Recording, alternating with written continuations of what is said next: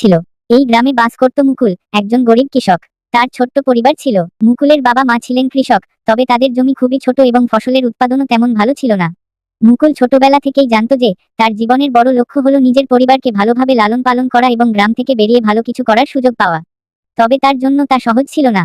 মুকুল প্রতিদিন সকালে সোনালী রোদে ফসলের মাঠে কাজ করত। চাষের কাজ করতে করতে তার শরীরের শক্তি নিঃশেষ হয়ে যেত, কিন্তু তার ইচ্ছাশক্তি ছিল অটুট। সে জানত তার চেষ্টার কোনো বিকল্প নেই। একদিন জমিতে কাজ করার সময় হঠাৎ মুকুলের মনটা একটু অন্যরকম হয়ে গেল।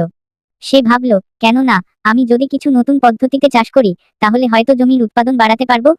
তখন মুকুল বাজারে গিয়ে কিছু নতুন বীজ কিনল এবং আধুনিক কৃষি প্রযুক্তি সম্পর্কে কিছু বইও পড়ল। সে সিদ্ধান্ত নিল এবার সে অন্যভাবে চাষ করবে। তার প্রথম চেষ্টায় কিছুটা ঝুঁকি থাকলেও সে পরিশ্রমী ছিল এবং সঠিকভাবে পরিকল্পনা করেছিল। সেই বছরের শেষে মুকুলের মাঠে ফসলের ফলন আগের চেয়ে অনেক বেশি হলো।